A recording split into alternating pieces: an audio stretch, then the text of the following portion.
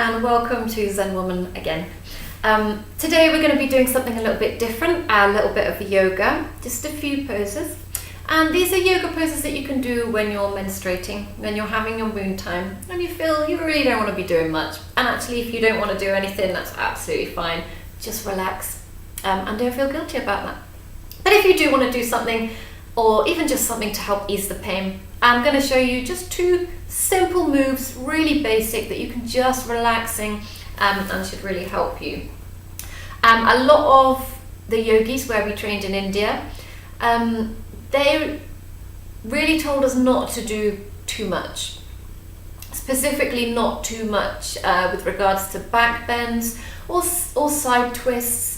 You know, putting too much pressure on the lower abdomen, it's just not necessary. When you're going through that anyway, it's just not necessary.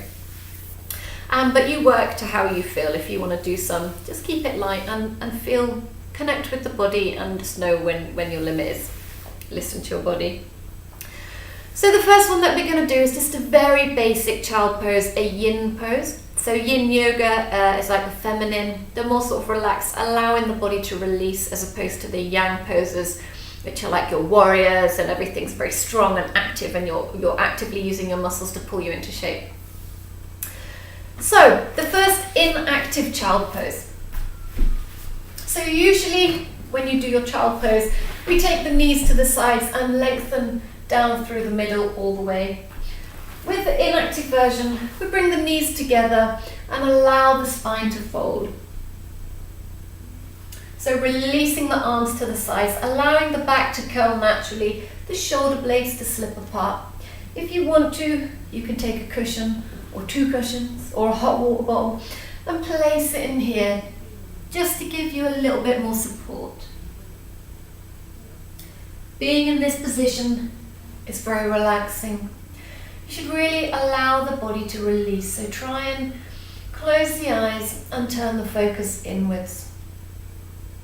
Send the mind to the places that feel tight, where you can feel tension, and will those areas to relax, to release, to give you a little bit more space and just surrender. The calmer and more serene the mind, the easier we can actually deal with any pain. Plus, this position actually does help alleviate some of the pain. So that's great. You can stay in that one. It's pretty standard, it's pretty basic, it doesn't stretch you too much. So you can stay in that one for up to 15 minutes if you want to, or anything from just 2 minutes should be beneficial. The next one that we're going to do is some Uttanasana, so some butterfly pose, and there are a few variations.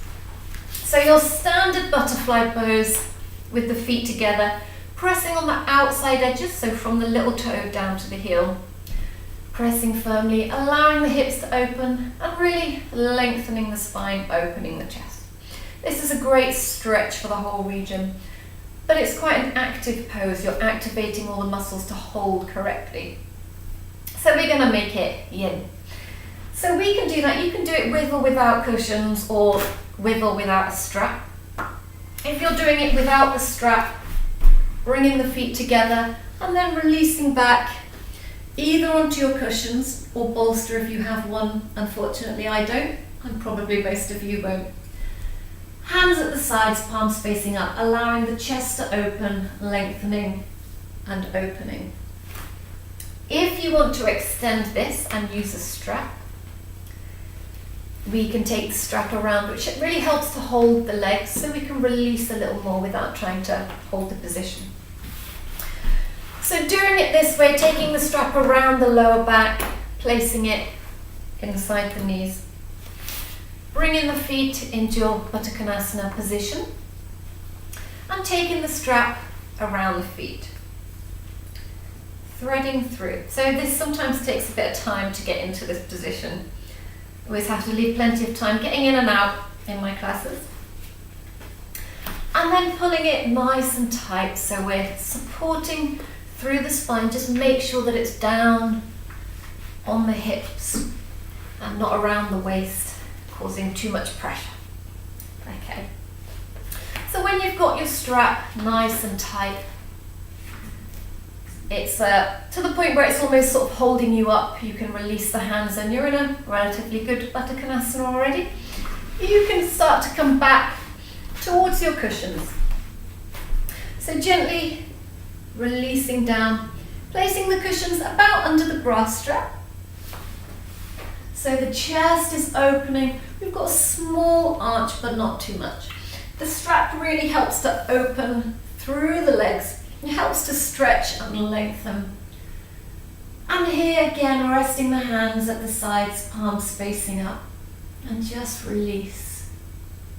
Surrender down into the floor, into the cushions and the mat.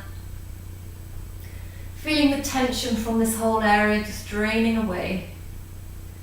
This is really good as well for helping to lengthen through the back, so it helps to alleviate any pain through the back as well as the abdomen.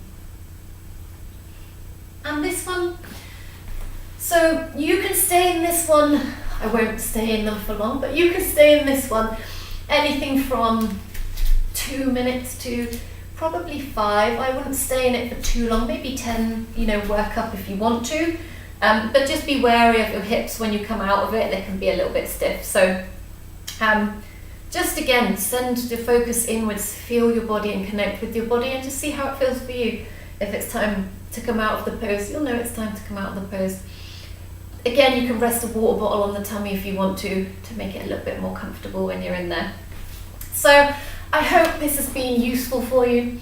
And give it a go. There's loads of poses that you can do for your Moontime. So I'll post some more over the next few months.